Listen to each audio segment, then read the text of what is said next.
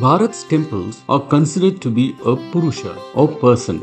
Consequently, they take on the Chaitanyam or consciousness of the people amongst whom they exist. And this is why each temple is different from the other. Also, because they are a Purusha or person, they experience Prarabdha Karma or destiny.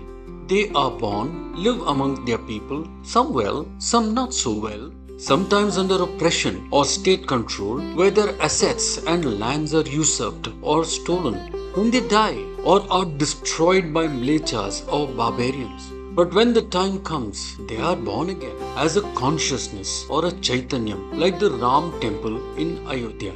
Even those who rebuild and reinvigorate temples are those who are destined for the purpose, like Bharat's consciousness and her temples. While large temples attract a lot of attention, manpower, and funding, small village temples depend on local effort and individual support. Some of these people who resurrect temples or devalayams toil quietly without fanfare on a shoestring budget, often spending their own savings to ensure that Bharat's temples and her Chaitanyam are protected.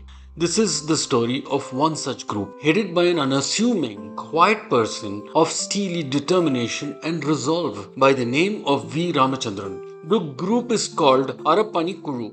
They rescue temples by working with local villagers and through the effort of volunteers. They operate on a shoestring budget but have managed to rescue 100 temples in Tamil Nadu. In this video, we will see how they brought to life an old dilapidated Shiva temple in the village of Veliyambakam in Vandivasi Taluk of Tamil Nadu. The process begins with the identification of the temple.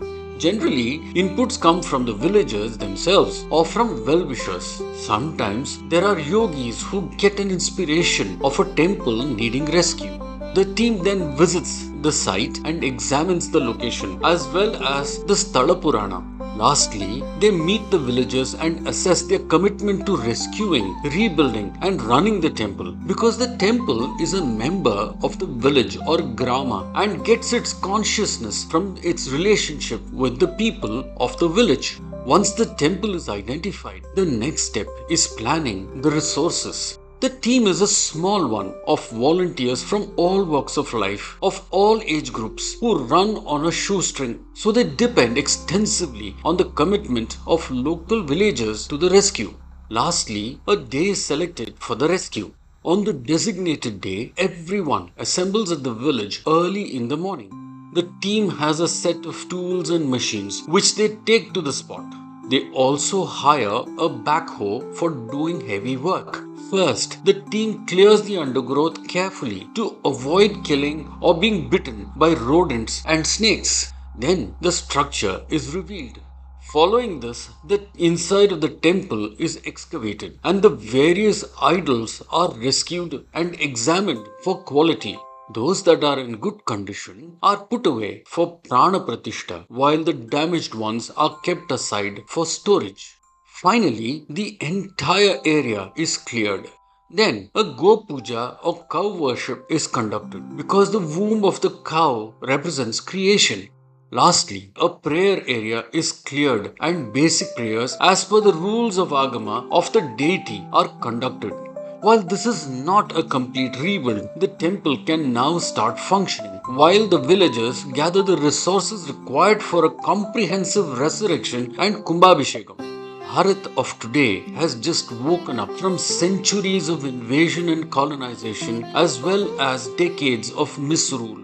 There are many temples crying for resurrection and rebuild. More people and teams need to get involved in this activity.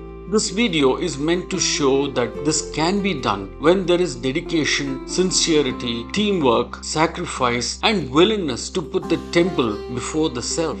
We salute Sri V. Ramachandran and his team called Annamalayar Arapani Kuru, which means the team that performs dharmic work for their selfless dedication to the preservation of Bharat's consciousness or Chaitanya. Subscribe now for more epic history and hit the bell icon so that you never miss a legendary story. What historical event would you like us to cover next? Drop your suggestions in the comments.